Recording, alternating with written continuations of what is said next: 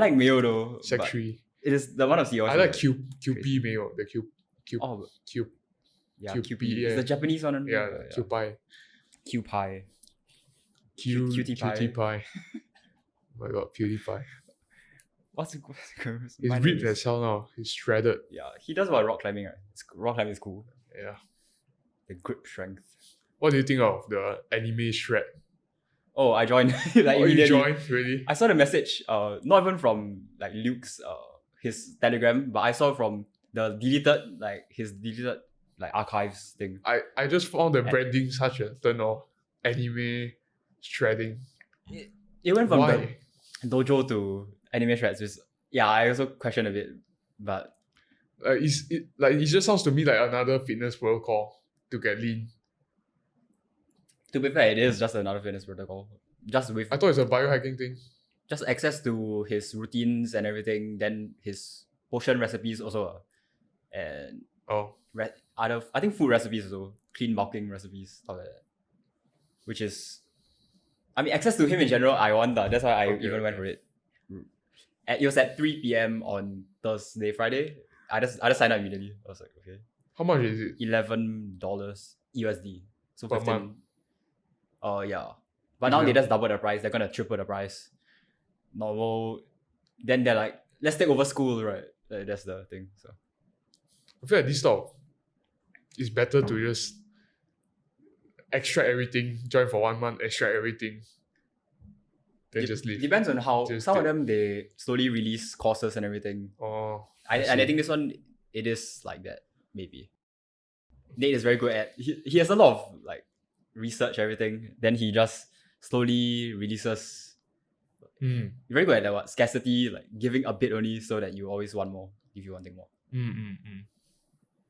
Okay. Then he just framed it as if everything is overabundant, you won't take action in any of it. He says what the source question mark leaking, Okay. giving too And much. that's actually giving me ideas on if I were to create my own community with courses. My always thinking beliefs is that I need to have a lot of value there already. But actually framing it in a way that is coming soon. Already have the thumbnail, everything designed, but not actually record the thing yet. That could be a good way to, but it forces you to actually do the work also. I'm thinking maybe that should be the way to create communities or create courses. It is just putting soft launching a product, putting it out there to see if there even is any demand for it. Yeah. Traction. If there is market demand. Okay. If people are willing to buy or I'm taking mental notes now. Soft launch courses. But not revealing everything or not immediately divulging everything creates an air of mystery. So it's very good for us, We like to be left on. We like being hooked. Human psychology. That's why they call it with marketing is the hook for everything, sales, everything. You get hooked, then you retain. When you either get retained or you leave. It doesn't hook you. Hook, retain, reward. That's the framework from I learned from Hormozi for not sure content marketing. Hook, retain, reward. So you hook someone, capture their attention because now attention is one of the few resources that we have. Yes. And then retain. So you keep people on your app or on your video. Mr. Beast has all these constant he starts a new there's a what? A and then a B, right? What's it called? Plot A, plot B, something like that. Okay. That he starts every 5 minutes, if I'm not wrong, something new. Not sure. Then reward is just giving them what they expected. So you promise something in the hook, then you better deliver. That sort of thing. It's to satisfy you create the need, then you have to satisfy the need. The hook is it's like copywriting. You agitate something, then you provide the solution at the end. But you deliver on your promise. You deliver on your promise. That's how to keep them coming back. Then at the end of the episode, usually people will add in a bit of like cliffhanger or a little bit of like foreshadowing to future episodes or what, to keep people from like just get a taste of it. Like it's kind of just like selling a fight. If you seen people do fight promos, yeah, they usually have after a fight they'll straight away call someone out to like create the Logan Paul, Jake Paul. yeah, it's like what better time to get a bunch of people riled up by calling people out and create a need. Yeah, it starts from there. There's this concept of finding your otakus.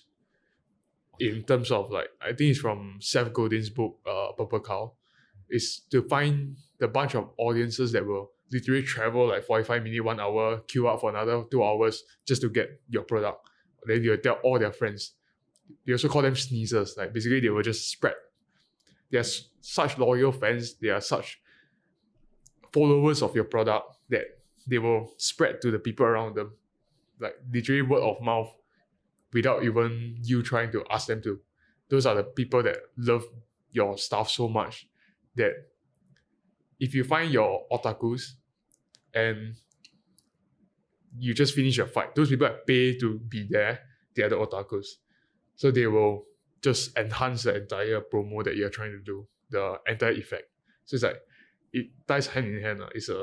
It's getting them to be so on board, so sold, converted, and then to the point where they market even for you. Yeah.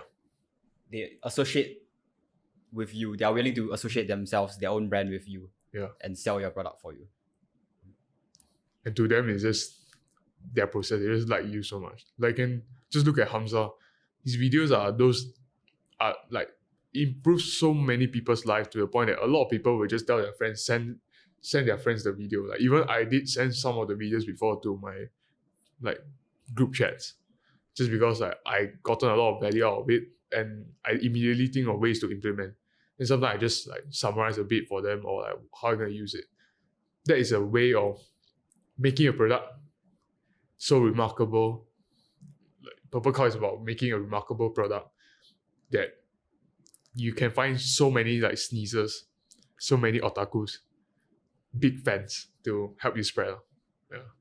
So like for people that is working on your own business, working on your own products, your content, this is an angle that you can look for. Don't need specifically craft it to be like that, but along the way you might have ideas to implement to improve it in that format, to find the people that are loyal to you. So like sometimes our default is, let's be safe and cater to all the audiences and stuff. But sometimes finding the group of otakus is what you need. Generally, I think with any product, I don't feel comfortable with selling something that I'm not proud of. So it is about making a product that is good enough for me. That I think will be really valuable to everyone. So you are the main audience, the main target audience. It's more, I want to really put out something that will be really valuable and really good. I don't want to put out something that's subpar. That you will consume yourself. Yeah, something that I would consume myself. Like the podcast, I would consume myself. I watch it how many times while editing? Yes. I mean, to me, the podcast, we still have a lot to improve in terms of how we speak and how we capture, how we engage.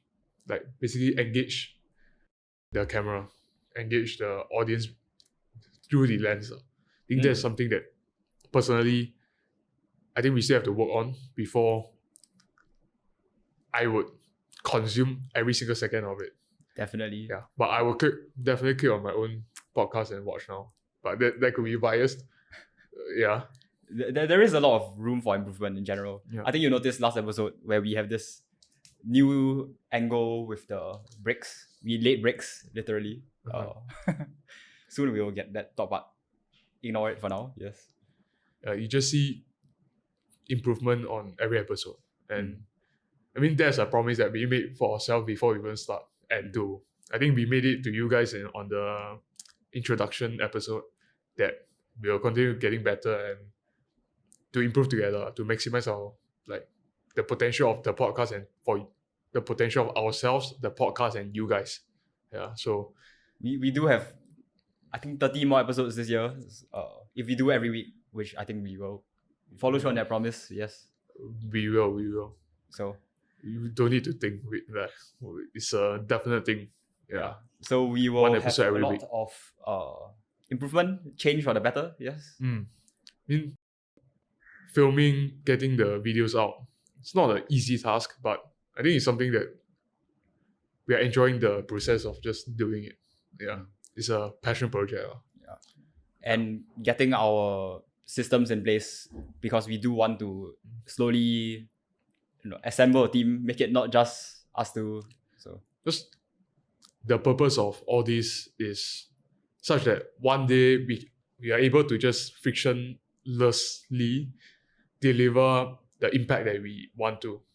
Like all the things that we have learned, that we have implemented, that we have went back and reflected, like what works, what doesn't, and some stories that you can relate to, that you can get inspired by, to hopefully just for the people behind the screen to one or two of you just listen and like take some action that just move you towards the right direction, that change your life.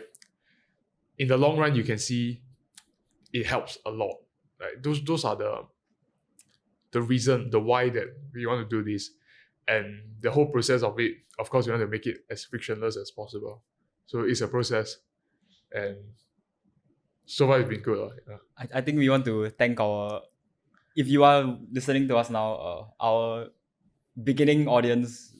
Yeah, we are very grateful for listening to you, for listening to us. I mean, you'll be the day ones.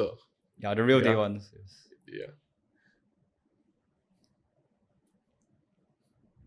I was just telling Josiah about how I am a day one of their podcast Impulsive.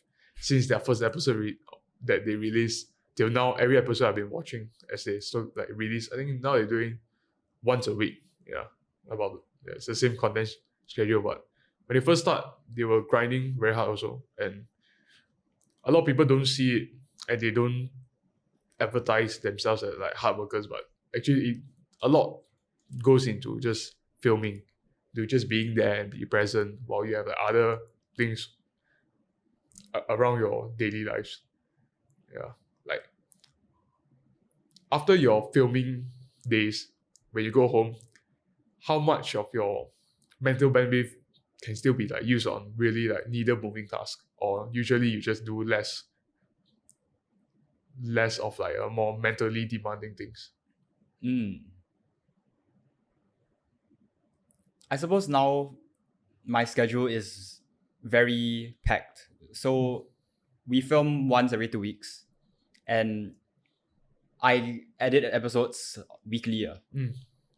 So a lot of the time, I only have, because I'm working a 9 to 6 job, I have only the night times that I set aside for editing. So color grading, then compiling the clips, and then swapping between the angles, like that. So that takes a lot of time, and a lot of the time, by the time I use time like 5 times there, 6. By the time I get to Saturday and Sunday, the weekends when we film, I do not have a finished product yet. So if I do have to rush back and go and edit beyond that, then I will go do that. Which, it doesn't take that much cognitive. It is just swapping between. It's a flow state task, not the. And it's something I enjoy also, in a sense. So yeah, it is not very draining, but if I have to film already, and after filming, it does take a lot of energy to, talk and film for an hour about it. And even before that, the setup, and then after that, a lot of things we juggle while filming. That's why it's not easy in the sense that if you do not have like camera presence beforehand, like you are not trained, you haven't been in the entertainment industry, or you haven't been making your own videos, you realize that as podcasters, although like there's quite a lot of podcasts out there right now, to the point that you start to see that the effort that goes into podcasting might not be that great, but actually to juggle between thinking what the other guy would say, like either the guest or the co-host, or juggling between looking into what camera angle, what topics to go, what kind of impact can you deliver, it's just a lot, like even like slight improvements of how we speak, the volume, all of this. It is a very cognitive demanding task. So we have to decide whether we want to focus on ourselves, our message, or how we appear on camera, everything like that. It is all at once. Yeah.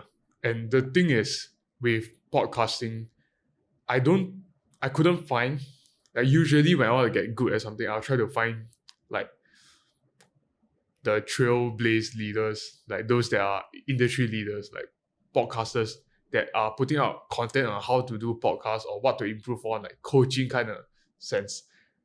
But so far I couldn't find any. So I think it is something we just have to... You have to pave your own way. Yeah. Podcasting is so individual. Like every single podcast has its own like essence, to the point that how you improve affects the end product also. Like what you focus on every week will change the direction of the course. Like if you zoom out and look at the timeline, if you can like look into the future. So like small little things like this is up to the individuals. I find that very cool. Like actually. But to sort of encompass the whole this whole segment on the podcast itself, I think we spend a lot of time now, since it is the beginning part, we're working inside the podcast. So on the setup, filming and everything, that's why we want to sort of work on the podcast, not just inside the podcast. So it is taking up a lot of our time, even outside of filming. So we are hiring. So we are yes. We are looking to slowly start hiring a larger team, I think. Or even a team. Yes. It's the rite of passage to make a good podcast. So we can focus on improving the 20% that improves the 80% of the podcast. Yeah. So for people that are, like, I guess this segment benefits a lot of people that are trying to make your own thing, trying to pave your own way, trying to create your own career, your own freelancing gig, your own agency, your own business. All these are things that might offer you a different perspective into how to look at. It's about the concept that I just read about last night on from the book Principles. It's about governance. Yes. It's about governance over just management. It's about making sure that you're working on building the business to be able to work, like the system, to be able to work with or without you, with or without your input, with or without your feedback. Yeah. So that requires like an inception of like leading the leadership, and it's a layer outside of that, like leading the leaders. Yeah, but one more layer outside of that, making sure the leading of the leaders is done with or without you, something like that, if that makes sense. There are layers to it. Yeah. Like an onion. But that is a skill that is you can only experience and like learn as you go. Like without real world experience, if you're not out there, if you're thinking of trying to start a business like for very long already, or like it's like been your dream to want to start a business, like they're telling everyone, or like, one day I want to start my own thing. Like I was one of it, the one entrepreneur. Then you start listening to Alex Hormozi or whatnot, but you're not actually doing anything. This is a very important thing that I realize. And although a lot of people told you that you have to actually go and do the real thing, but I never really took it to heart. But now I'm telling you that you actually have to go out and just fuck it and try. You have to start. You have to start something. Ali Abdal has this quote, or I heard it from him. Learning is the foundation. Action is the foundation. Learning is the supplementation. So learning, I know that it is what you add on, but first of all, you have to get get your foot in the game. So instead of looking at you learn then you execute, you learn as execute, but you supplement your learning. That is the best way. Yeah, most advice is just start.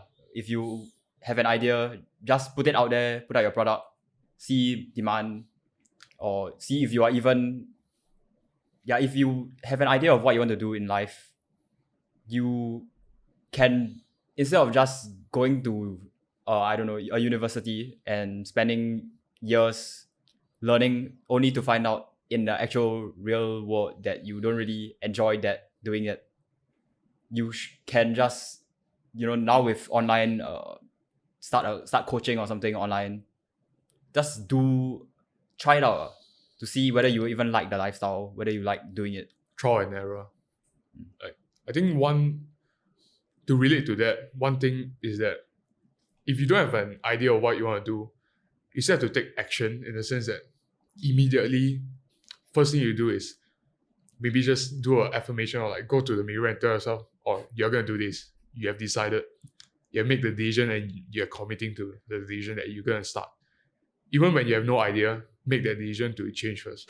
To change, like just flick the switch in your mind to want to do it. Afterwards, start thinking, what is the action you can take? Usually, if you got no idea what you want to do, you either need to ask yourself, try to coach yourself through journaling, or you go and ask somebody that is slightly ahead of you, or go ask your parents, ask your close friends, people that know you.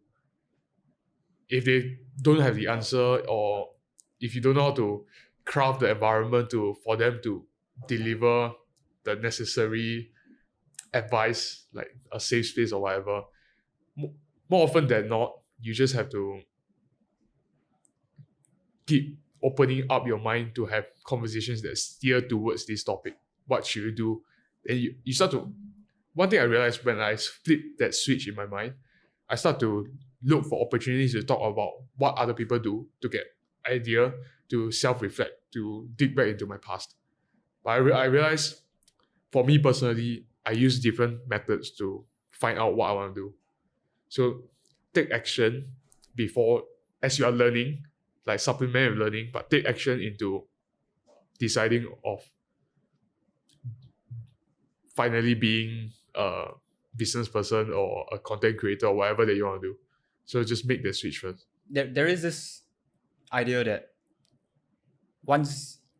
first you have to be okay with sitting and feeling sort of lost.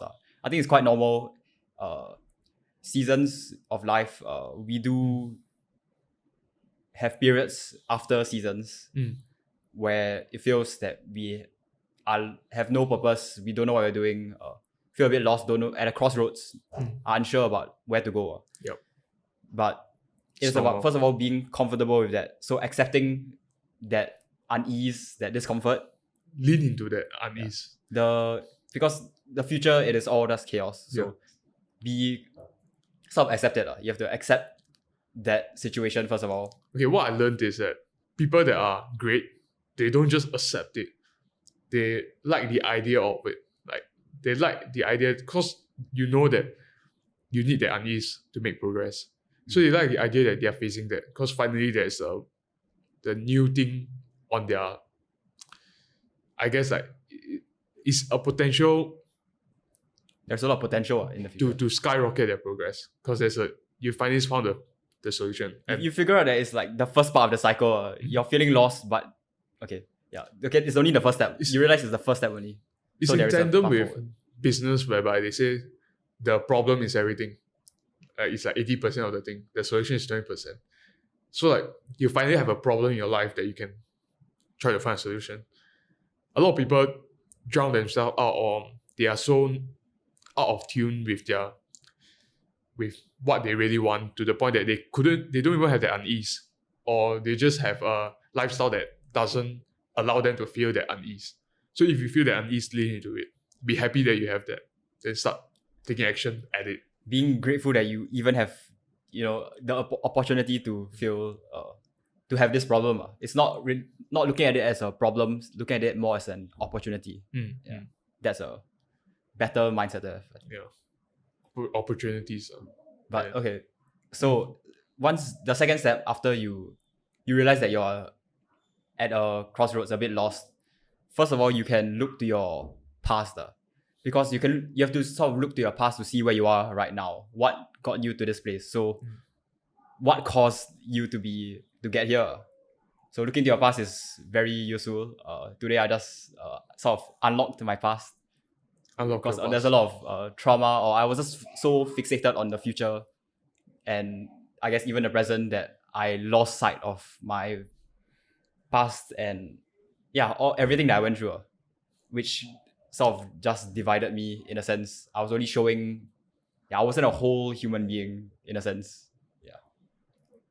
You were the robot side, basically. I sort of cut off the emotional past. The human this side. Is the suppressed side, the dark side, as Carl Jung says.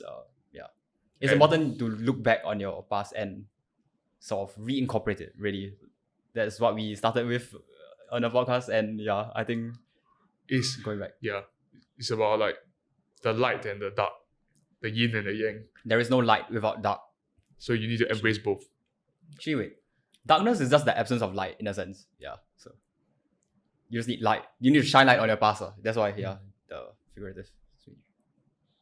But realistically, if you are looking to improve yourself, to self-discover and find out what you want to do and how to do it, you really have to look at both sides, like your dark side, your past, and your past also have the bright memories, the fun memories.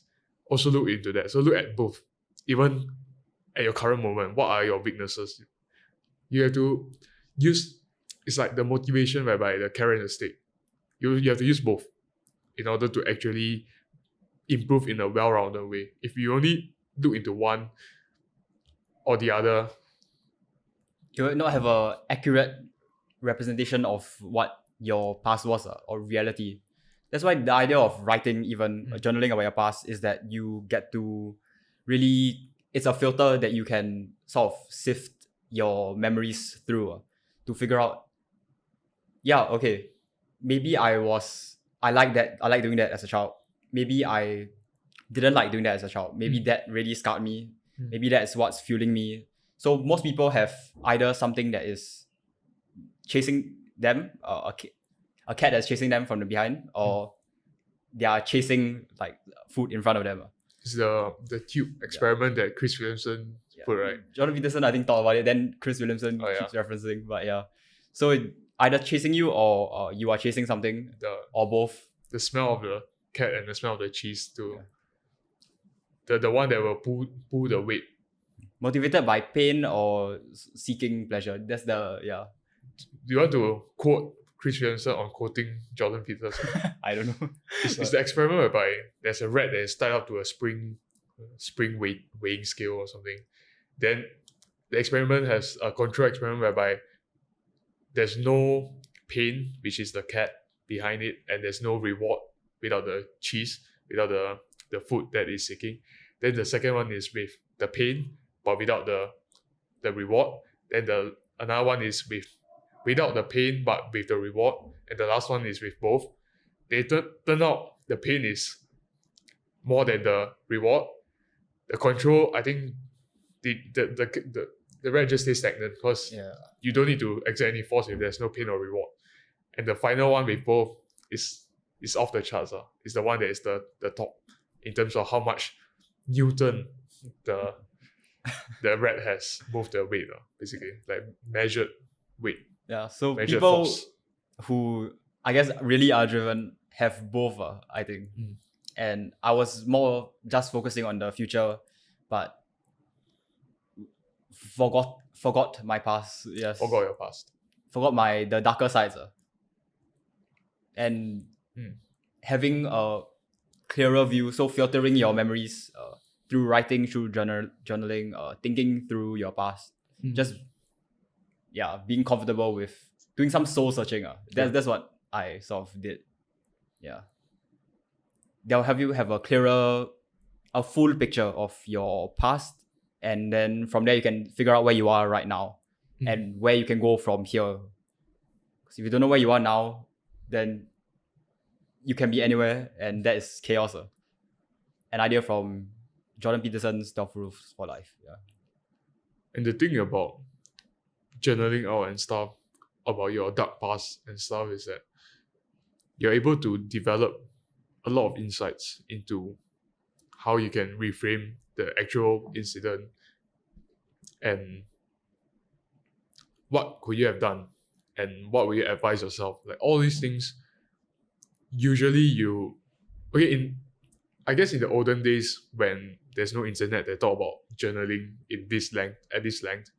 People seek psychotherapists, or because we can always, it's very easy to say, oh, just tell a friend that you trust, but not everyone has a is friend. equipped to even help you through this kind of things. You need the emotional maturity, the objectiveness, the ability to, they will still judge, but the ability to think in the form of like cause and effect, and really like spiritually mature also. Like you don't just judge someone because of a wrongdoing they did, but look at things holistically. What caused, what drive the person to do that?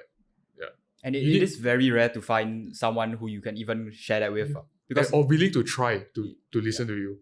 Those who are closer to you, there is that, because of that familiarity, sometimes it may be even uncomfortable for you to talk to them about, because you are afraid that might change the dynamic perception of you. Like that will drive you away. The closeness might drive you away from wanting to talk about, to face your past towards that person. So if you have a person that you can rely on to talk about all this, you really have to be grateful for them. If you don't have, just look out for them, build connections, or people will start to mature along the way too. Be the person for them too. I think that's a very important thing. And lastly, use journaling as a start, because you develop ability to like divide yourself into two person, like the emotional one and the one that is more objective, the genius self, the consultant for your own life. Because you know yourself the most, so you can give the best advice most of the time. In the beginning of my journey, I did call it self-therapy. So I would really pen down my thoughts, and then from there I will look at it from a different perspective, trying to analyze even why I am feeling that way, and working through especially darker moments yourself is very difficult. But not everyone is able to do so. So if you are unable to, that's why you want to go seek out people who are able to professionally help you. So that's why there are people who are psychologists, psychotherapists, even. I mean, I've taken interest into the world of like psychotherapy. I realized that in the therapy world, they do have two types of like therapy style. One is the kind of like a coaching, where they listen to you, ask you certain questions, try to figure out, ask you more questions to want to really know you first. Then they will actually like prescribe actionable stuff for you to do, or things that you can look into to explore. Then there are the route whereby they just listen and let you slowly discover yourself. And if you are journaling and you're doing self-therapy, that's basically what you're doing. And usually they say those that prescribe actionable stuff like the coaching route works better for men. So if you are a male audience listening, you might want to do some self-coaching and self-therapy in the form of journaling. Allow yourself like really schedule down the time block that you want to really dive into your past and find out how you can view at it in a different light, so that it serves you moving forward, instead of just keep blocking it out and not facing it. Because whenever there's things that are, I guess, like bad or negative, once you shine a light at it, like your dark past, once you shine a light at it, it's not dark anymore. You start to see it from different perspective, in a new light. Clearly, a new light. So do that. And if you still don't find the urgency, because we just speak this way, most people that are successful, they did that before. Most people that are already on a path to, they discover themselves, that want to do things that they wake up every day feeling fulfilled, not feeling like they got nothing to do, they shouldn't watch Netflix, watch porn. Those are the people that did this before. It becomes effortless for them to just live life. It's like the Clark Catley concept of they slowly instead of just keep spamming the gas, like imagine you're driving, instead of spamming on stepping on the gas pedal harder and harder to move forward while your other leg is on the brake, you slowly find ways to release the brake first, so that you don't need to spend effort on this just to move a little bit. The negative, the poison that we talk about, like removing the poison, even in health, removing the poison, the negative things, often is the highest ROI thing if you want to move forward, if you want to get better, get healthier. Yeah. So work on your dark self, I guess. I just side note tangent. I do just like picking up this podcast as a whole. We are just picking up on we are learning from each other a lot because we are spending a lot more time with each other. Yep.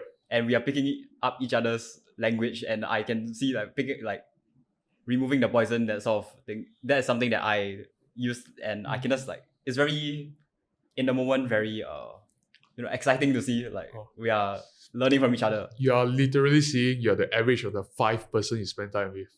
Yes. You coagulate in terms of your personality, in terms of your way of speech, your pattern of. I even realize, when you consume a certain creator more, you start to think like them too, not just your way of speech. So your frame get affected. You are installing new frames as you are listening. But that's a wonderful thing. Now you get access to so many different people and things. As long as you're talking to someone that is not a degenerate, and don't cope. If you're talking to someone that is legit just doing nothing with their lives, you know it. Just face it. And then you're listening to a bunch of people that you respect. More often than not, you are still improving as you're going. It takes time. Because listening, consuming is not really the full, like we talk about on I think multiple episodes, what is learning. You realize that learning is not just consuming. So but you still have to consume to learn. So now that you brought up the word degenerate, there's this concept I really like, which is negative role models.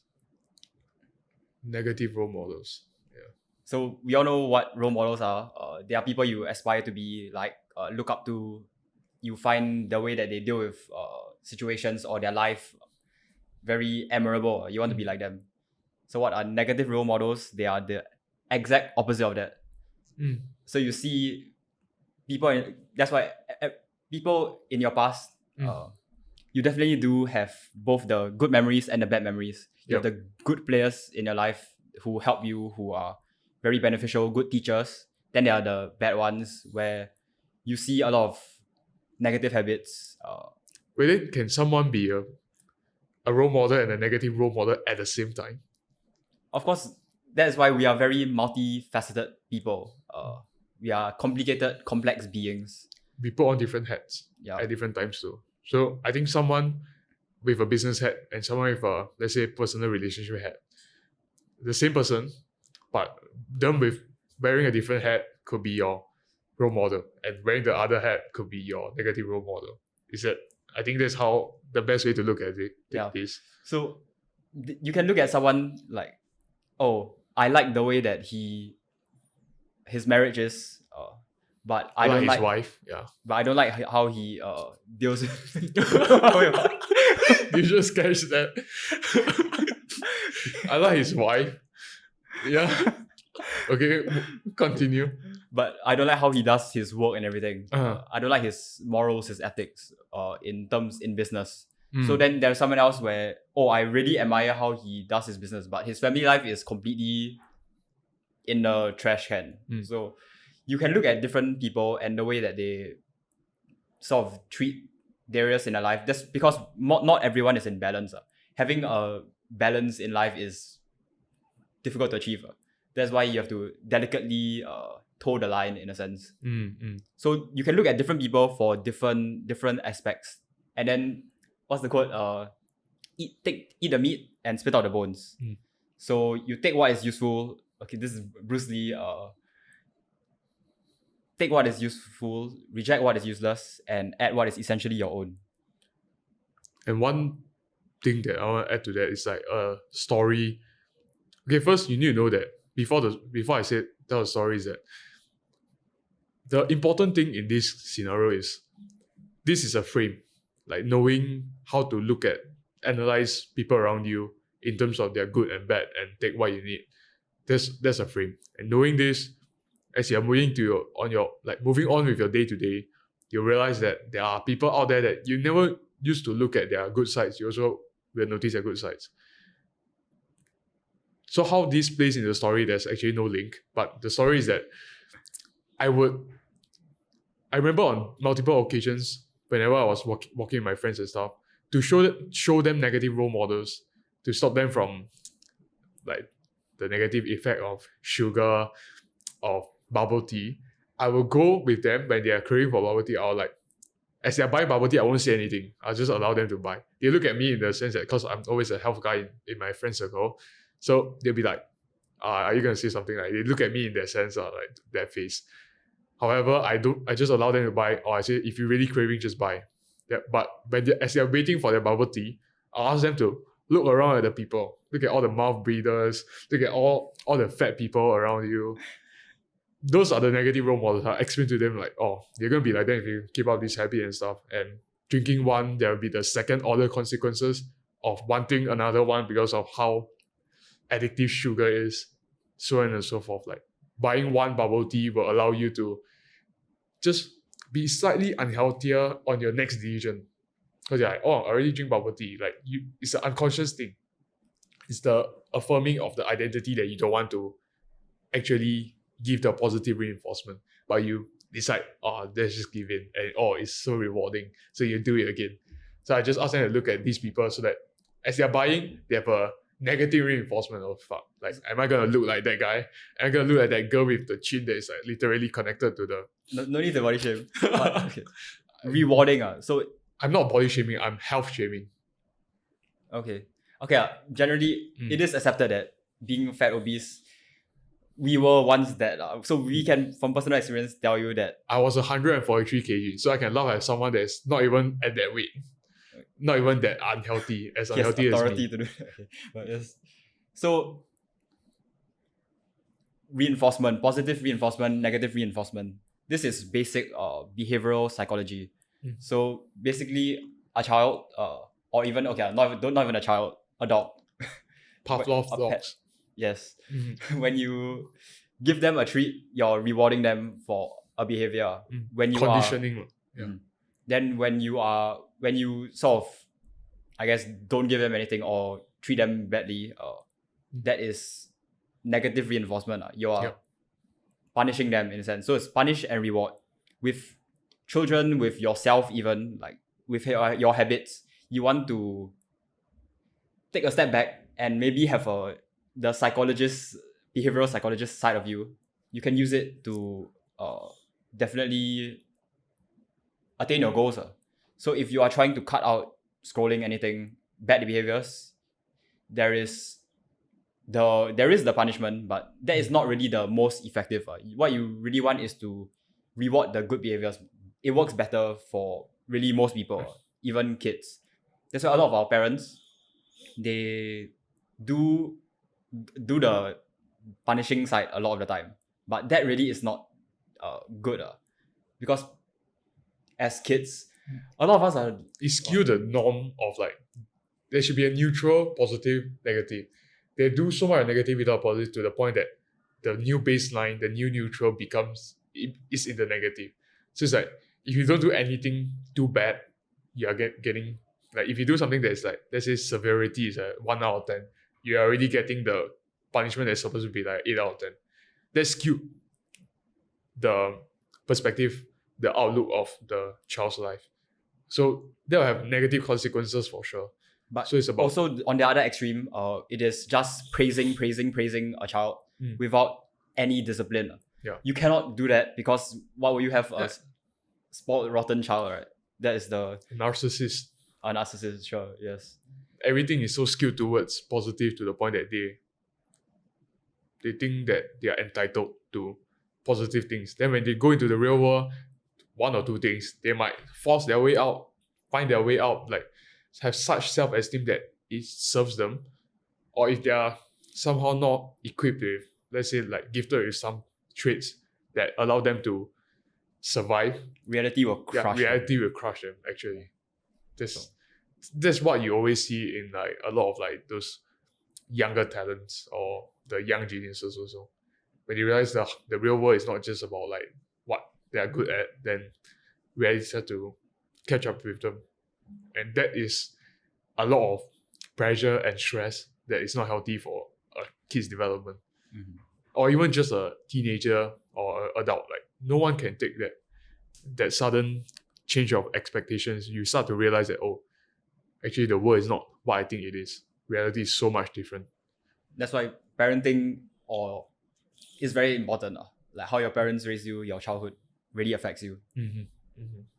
Praise in general is one of the easier ways to reward people around you and even yourself.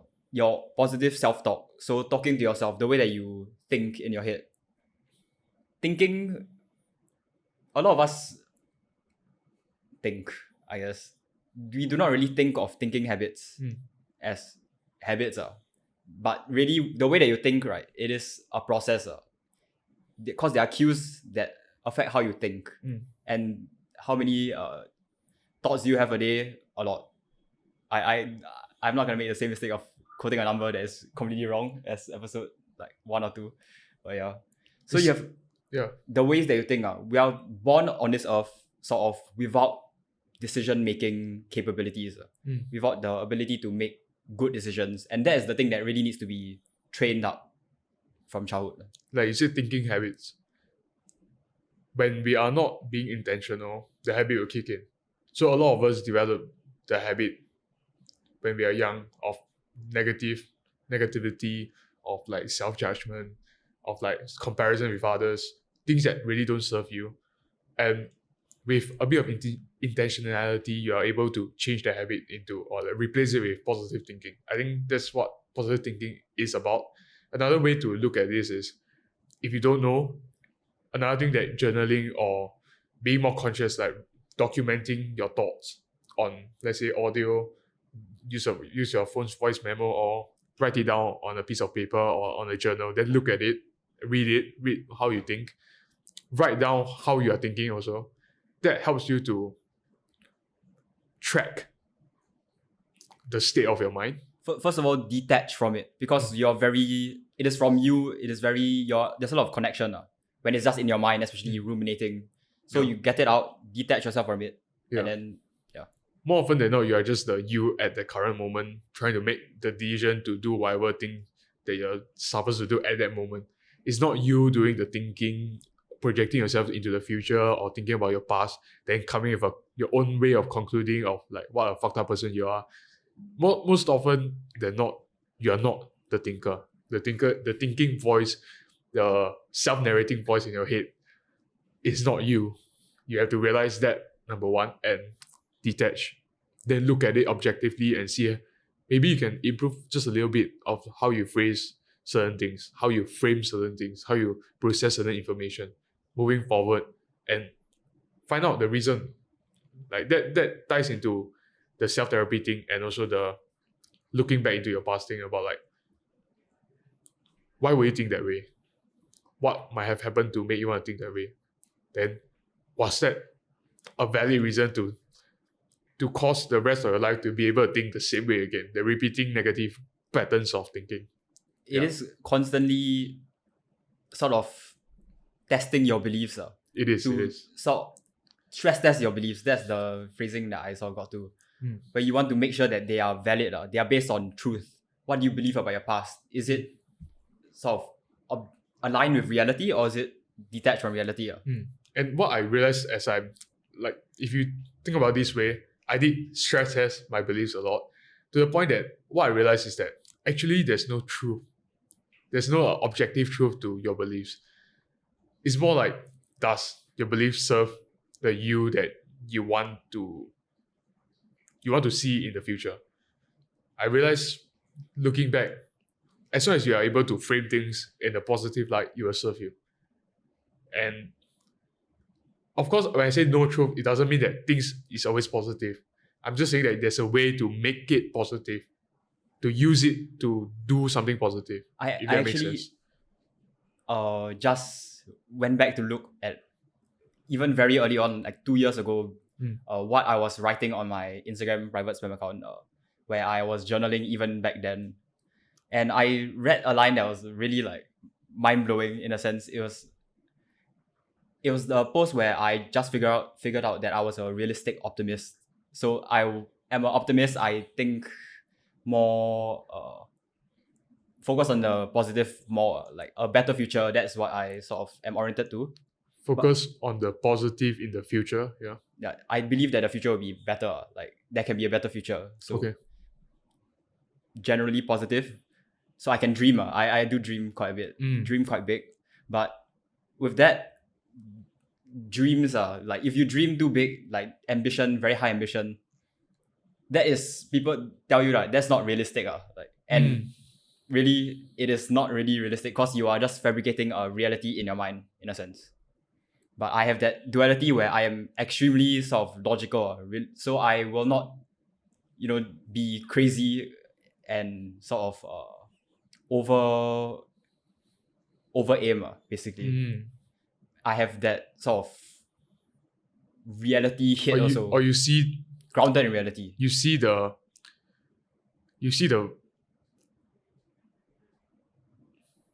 space between you and that version of you that you're dreaming, your ambition, the effort that you need to go there. So it's like you're not just shouting in the mirror that I'm a millionaire. It's about wanting to be a millionaire and adopting the identity, like be realistic with yourself that you are currently not a person on the path there, but you make the switch. So I think positive affirmations don't come from you telling yourself that you are a millionaire. And it also doesn't come from saying that you are a loser or not saying anything. I think the best use case of positive affirmation is realizing that you're not on the path yet.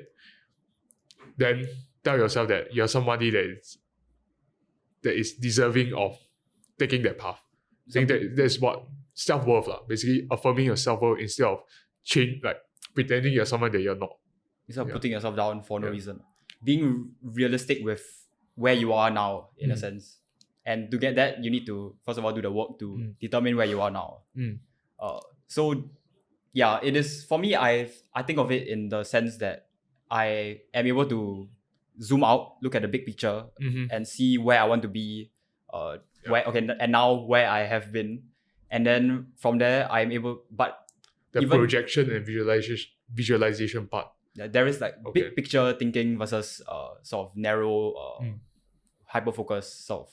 Then there's another one is detachment also. I think there's 3 views. The detachment part is you realize that you can be anything you want also at any point of time. So it's about first knowing where you want to go. Second is the inside part where it's the current moment, the small picture, which is, now you got a lot of flaws that you have to work on. You are not this person yet. You are nowhere. You have all the bad habits that is stopping you from reaching the big picture. Then the detachment part is that, actually I can influence I can just change this whole thing. That's where the affirmation part is, all the body language, people that ask you to do a Superman pose, shout in front of the mirror. I think it is to introduce the third version, which is the detachment part, to look at everything, the totality, and move the chess pieces into the right direction. And more often than not, you need to work on your self-worth. That's what I realized. There are the core issue for the different levels of thinking. So where you just basically you observing yourself, that sort of thing. Yeah, it's from the whole math levels of thinking. It's a very good thing. But when you realize that you are really hyper fixated, that Yep. means you're sort of on a lower level of thinking. Yeah. But you do have to go to different levels of thinking. You don't just stay at the high levels. Like that is You not don't, what it means to be a good thinker. Yeah, it's about the right level of thinking at the right moment. That sort of thing. There's a lot of people that just dive into this type of like level of thinking, the deeper level of thinking. They call them the 25-year-old thinkers. The thinkers. Yeah, it's actually not serving you in any sense. It's more for ego or pride to I think very deeply. Like Then if you go another outer layer to look at how you use you want to inflate your ego by adopting identity that you think very deeply, then that is another time waster. I mean, it's good in the sense that you might actually want to change that, but just think about like the danger of leading into one level of thinking versus like just be able to change roles, change your perspective at different time when it's needed. There'll be, I think, one thing about, have you read the book The Alchemist? yes. Yeah, so it's like about having the cues or having they call it omens. Yeah. I think certain times God or the universe or your unconscious mind in any sense, anything might show you a certain sign, certain omen that prompt you into, now maybe I have to switch this level of perspective, this level of thinking. I think that is what, as you're moving on with life, you want to develop that ability, that skill. And it is this idea that there is Jordan Peterson talks about it. There is a call to action. Everyone has their own story. Everyone has their own story. So there is something that may sort of call you, and something that pops up in your life, an opportunity, someone who appears in your life. So it is about whether you take that leap of faith to go forward and act on it. So a lot of the times when you're feeling lost, you do want to, the first thing that sort of pops to mind or presents itself in front of you, you want to take action. You don't want to just ignore it in a sense. What if you ignore it and you miss the opportunity? Do you have any action steps for that? Because I know Action steps. a lot of people, after the fact, they realize, I missed an opportunity. Then they feel bad. I guess the first thing is like lean into the negative feeling, the unease, because you're doing something wrong. Realize that and be okay with it. Accept it. That's a second step. I guess that's the first step. So that you don't start to like walk backwards. Like you're at the crossroad and you miss the opportunity. You don't walk backwards and do the bad habits to drown that feeling, negative feeling away, or stay stagnant. But afterwards, do you have any constructive way of getting out of the missed opportunity? That it's a very bad feeling. Yeah. Missed opportunities are just regrets in a way.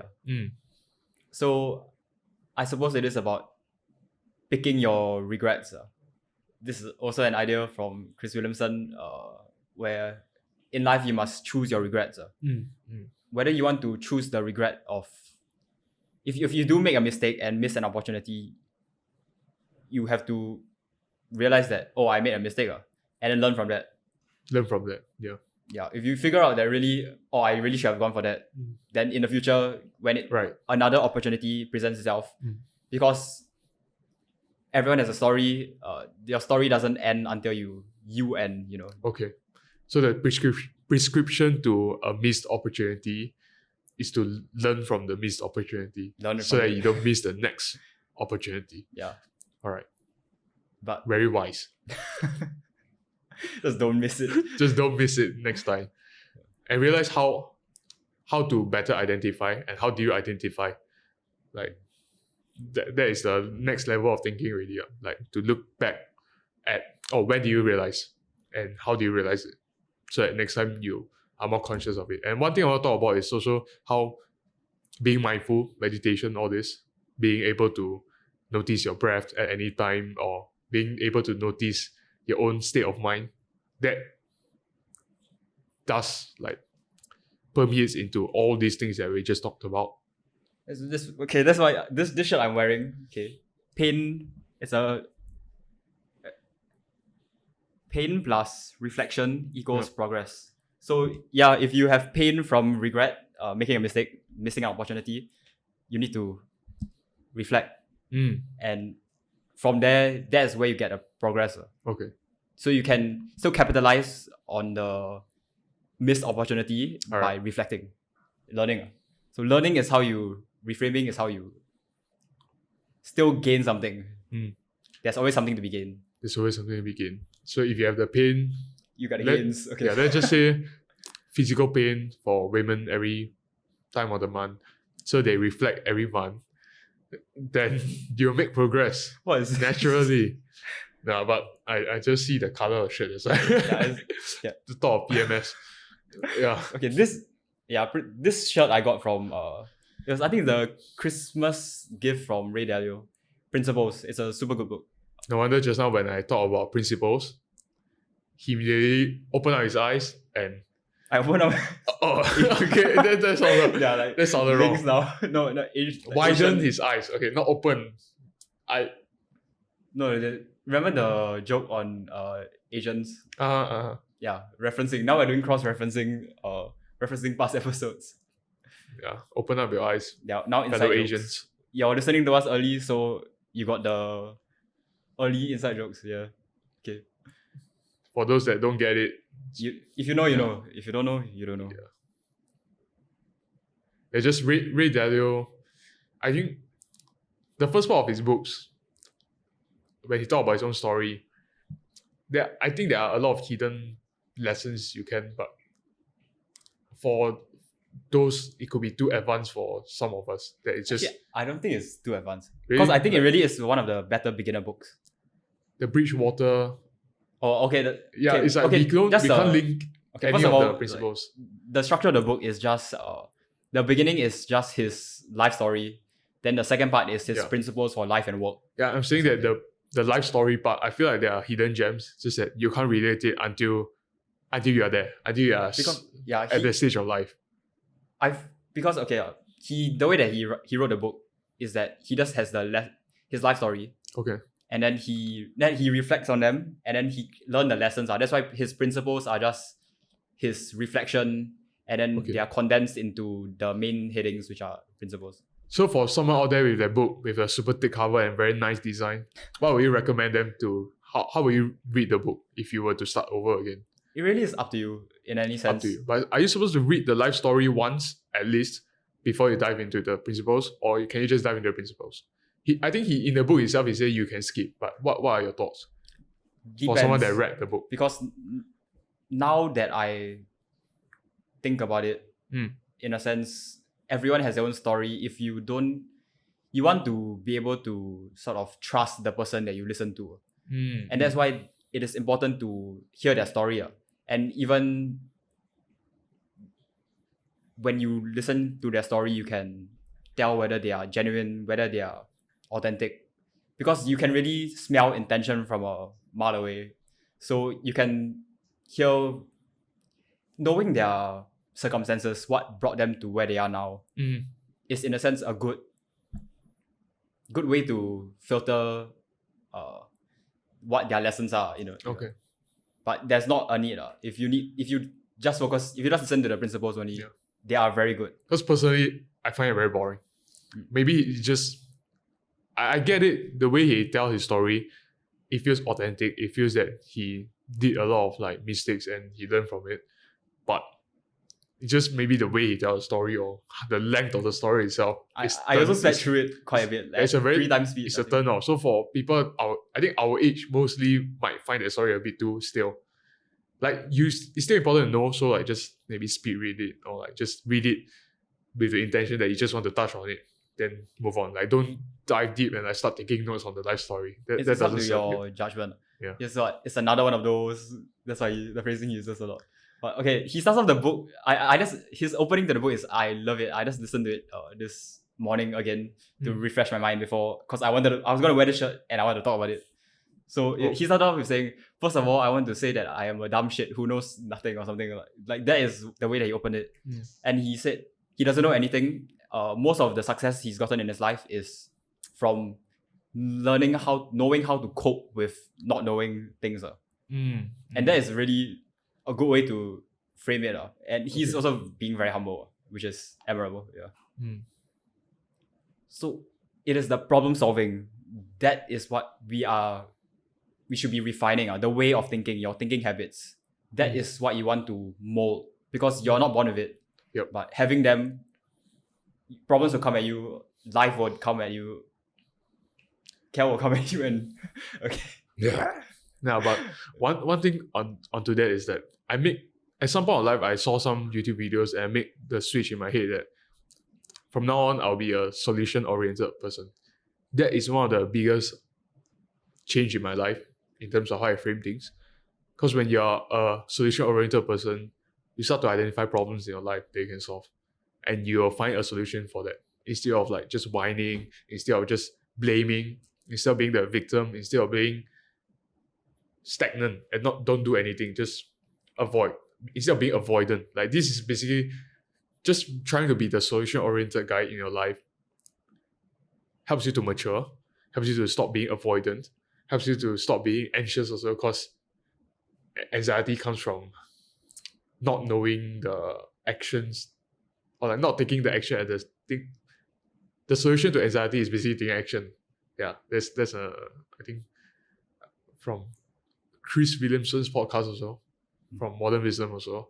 Yeah, so just by switching your identity into someone that is solution oriented was one of the biggest ROI thing. And like what Ray Dalio did, he, in retrospect, he will find a solution, and the biggest solution out of all of the issue is that, like what you said, he is being comfortable. Wait, what's the exact phrasing he used? Being okay with fate.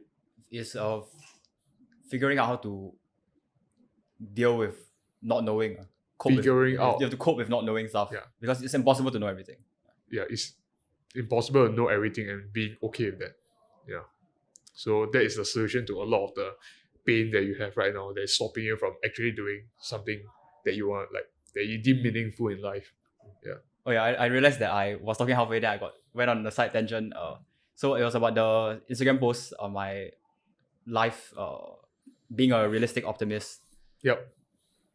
So in that, I was saying that I was talking, okay, the power of choice, because you do have free will, you do have the ability to choose how you think, even thinking habits. So you are able to change them, because habits you can change. So it's about slowly doing things to change them. It's not a one-off thing, it's a consistently improving that. But you can be a pessimist, so you focus on the negatives, you don't dream about a better future, your outlook for the future is just, or you don't have an outlook for the future. You don't have you're just like NPC basically. NPC. Yeah. Or you can focus on the better future. The better future. Or you can look at things in a positive light. Glass half full or half empty, right? That's the thing. But the thing I wrote in that post was to be able to look at it as both half full and half empty. So you see things both the negative aspects and positive aspects, because they are both. There are not many things that are black or white, Michael Jackson. Most things in life are just grey. There's a lot of grey area in life in general. But seeing the positive, seeing the negative, and then choosing to focus on the positive and direct your future to positive, because your future is what you can create. You can create the future. The best way to predict the future is to create it. That is Peter Drucker, one of their quotes. To create your future. Be your own life's architect, design it. Yeah. Creator. Then dedicate the energy into the positive while still keeping the negative in mind, like being able to see from both perspectives. Seeing a clear view of reality. I see. Working aligned with it, not. But how did it help you from then on, 2 years ago? That I am not sure, but all I know is that it really. I realized that even back then I had like random puffs of worthless wisdom in myself, which is very cool. So how do you feel when you see that post? I was like, kudos, kid. I can use this. Attaboy. I can use this for my podcast. I can use this for my You writing. thank your past self. Yeah, I guess that is self-love. You practice self-love 2 years ago. You did something that the future you appreciate. Yeah. That's my definition of self-love. and you can look back on all your journals, everything, and you looking back on your past self, you can have gratitude for what they did to get to where you are now. Because if you look back on your past, maybe you were worse, you had it worse off, maybe you had it better off. Yeah. But at any point in time, you can be grateful for what you have. You can always look forward, look at a future version of yourself and be envious of what they have, in a sense, and feel bad about yourself now. But future you will also have problems. Yeah. And we will be dealing with problems. So But at any point, if you lean into the unease, like we said, talk about, you realize there's an issue, you find a solution, you're solution oriented, you realize that although at the moment you feel bad, but your future you will thank you for feeling bad at that point of time because you are finally facing the issue. no, if you set yourself up to be able to solve the problems well, so your thinking, your decision making is improved, you improve the skill of decision making, then you know that no matter what, future you, no matter how bad it is, will be able to cope with it and deal with it well. So that is reassuring in a sense. So you have faith in future you. And I think we can just end it on our main camera, our side cameras, right? Yeah. Okay. Our main camera just died, so it's just us now. Okay, I think to finish your whole thought off is that I think personally, or I think everyone at some point, you're seated in a conversation that is slightly higher level than you, and you feel that you start to notice issues. You start to get turned off by the conversation because you feel that you start to see flaws in yourself that you need to work on. Then you get the unease. Those are the moments that you should really lean into it. Like I have moments whereby someone is talking about, let's say, let's just give an example. Like they talk about their new habits of like how hard they work. Then part of me will feel bad, and instead of the best way to cope with always not knowing what is going to happen and to be okay with feeling bad, to lean into unease, is to not think that you are better than them in like whatever, like to raise your ego or whatever, is to actually lower yourself a bit and see, why do I feel this way? And what can I do to not feel this way anymore? Yeah. So making it actionable. To make it actionable, to find a solution, basically. And some of you, next time you sit, I have friends now that in like gathering, if they hear, let's say me and Josiah talk about topics like this, they'll get turned off immediately because they feel the unease. So this thing to round this whole episode up, like if you are that guy, make it actionable. Find a solution to why you feel this way. Yeah. So anything else to add on? Not really. Okay. I think we have talked about quite a bit in this episode. Yeah, to the point that we run out of storage. So good episode. Yeah, I think it's a good episode. See you guys next Monday. We hope you think it's a good episode too. And we will see you Yep. next week. Goodbye.